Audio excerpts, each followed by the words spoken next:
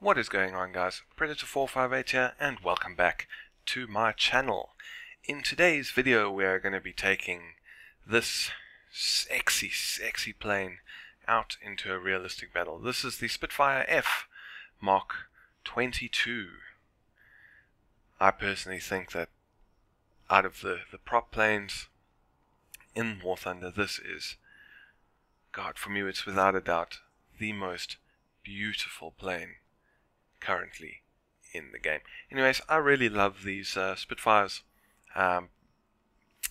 Always have.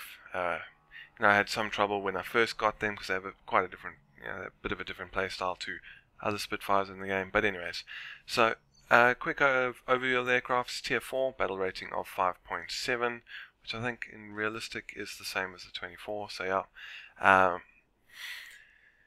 top speed of 724.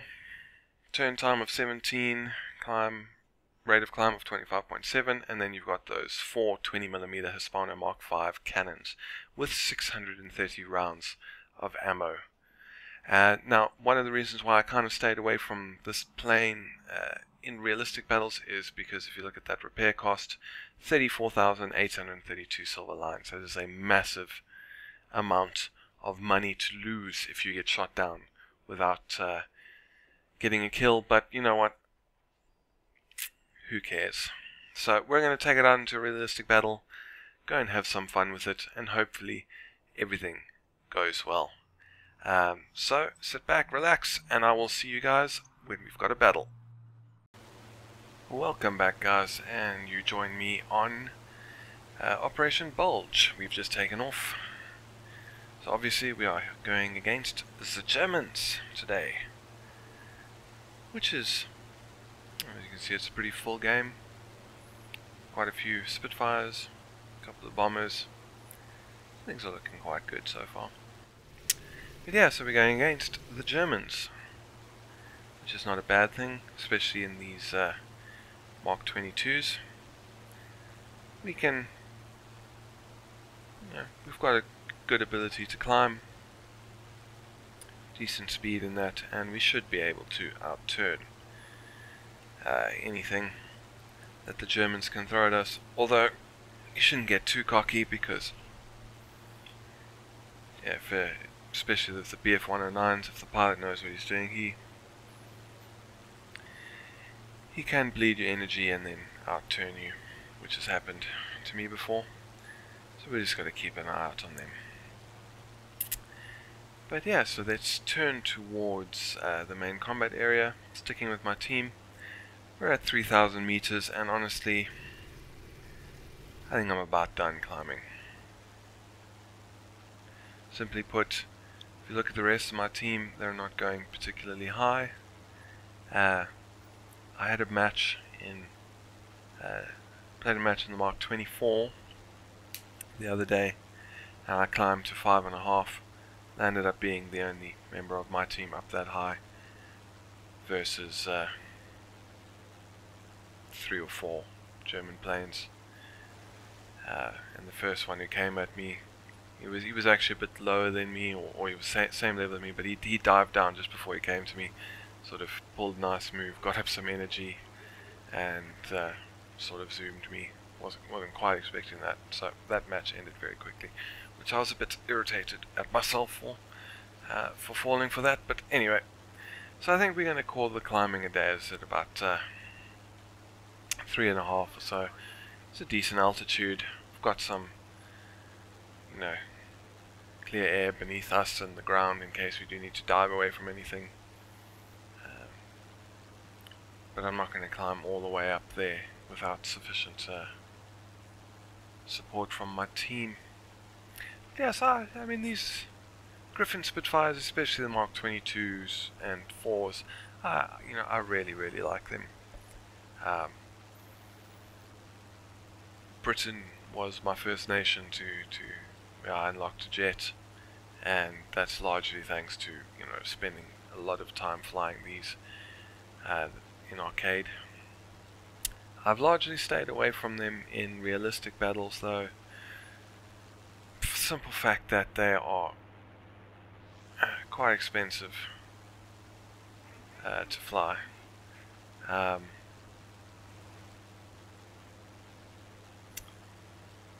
The cost of repair has been lowered. It was lowered a few months ago. But initially, I mean, it used to be something like 55 or 60,000 silver lions to repair this plane if you got shot down. Which, you know, I understand that, you know, capable aircraft, and we got a 109 down low, that you know, capable aircraft, the dangerous aircraft like this, you know, carry a bigger financial penalty. But you're not invincible, and you've got to get so, you know, if you do get shot down, you've got to get 2 or 3 kills just to break even. So I largely stayed away from it for that reason alone. And you know, as we covered in before this match, you know, it's the repair cost is now a lot less, what, 30 something. And yeah, so this BF-109's got some guys on him, Spitfire behind them, P-51 diving down. We're gonna move down, and he's shot down. Never mind. I was gonna say we're gonna move down to see if they're gonna need support.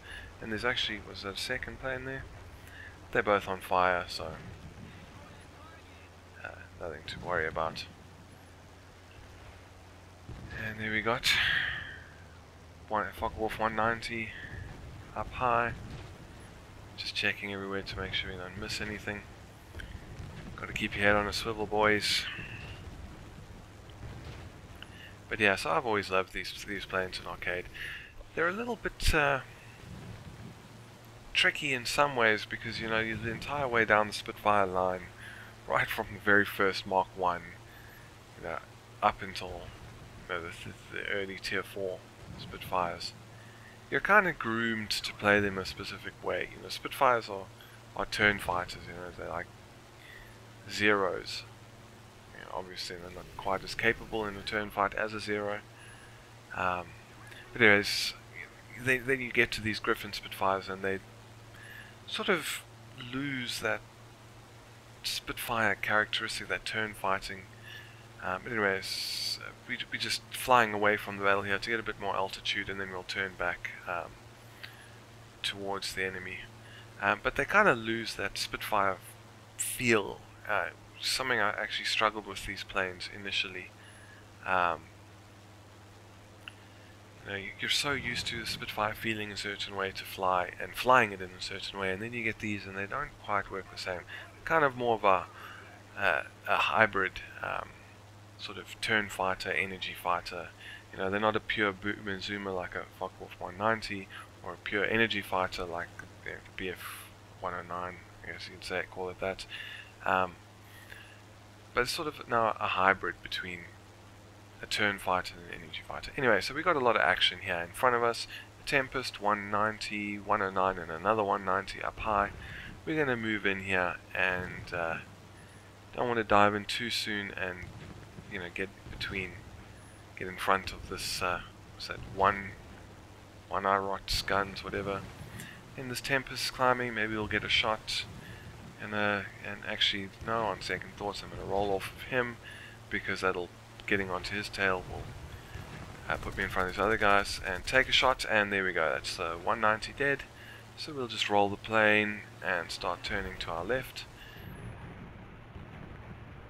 See where these guys are going. That's Tempest has taken a hit, and oh, here we go. This could be an easy shot. Take the lead. Shots are a little bit wild, but there we go. And he is dead, son. Got the smoking Tempest behind us. He's not really too much of a threat. He's got this P-51 on him, and there we go. Second kill is now registered. He is now on fire. Brilliant. And this guy's diving down on our Tempest. And no, he's coming head on. And here's a pro tip for you, ladies and gentlemen. Never go head on with the Focke-Wulf 190. Especially if it's one of those A5U2s. You never know what underwing guns he's carrying. That thing could... Whoa, took some hits there. Where did that come from? Don't see. Oh, there we go. Must have been that one climbing up. But yeah, you don't ever know what underwing guns he's got. He could have total of 6 20mm cannons, and going head on with that thing, pretty suicidal. Yeah, obviously, it's not saying you'll never ever kill one, but it's you're putting the odds heavily against you. That was just some AAA, scared me a little bit. And this guy's coming down. I don't know if he's coming at us, so we're just going to turn it around and then pull up a bit, but no, he's breaking off. So he's not coming at us. But this is not a good place to be in. These guys have got the advantage. Hopefully being in the clouds now we can... Oh, and there's someone else behind us. God, I feel like just running backwards and I'm just running backwards and forwards now because I want to go and help my team. And you know, if we're there together and someone booms down, someone else can maybe get a shot. And whoa, what was that? That's that same guy, but it looks like he turned and he blew some of his energy, so he's not pulling away particularly quickly, and that was quite an easy kill. Now where's that other one gone?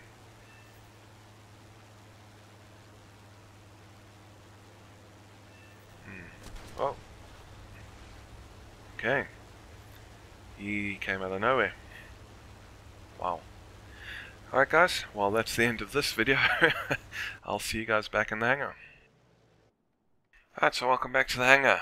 So we lost that game, and I didn't record the results. I actually went back out into the recording to just go and have a quick look at the moment of my death.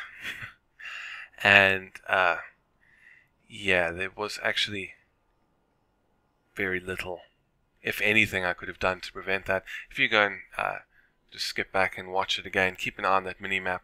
That Focke-Wulf that shot me down appeared on there half a second to a second before my plane was dead. I'm not quite sure how he spotted me because he was above the clouds, I was below the clouds, and surely his teammate that I shot down, I don't know exactly how it works, but surely he should have stopped spotting me the moment he was dead. But anyway, I'm guessing it had to do, you know, it was the proxy spot by his teammate, but I would have thought enough time had passed for me to disappear, and he shouldn't have been able to drop down right on top of me and like he did. But anyways, well played to him. He got the kill. Can't complain about that. So I got 3 kills. Enjoyed the match as always with this plane, and I'll definitely be looking to fly it out again.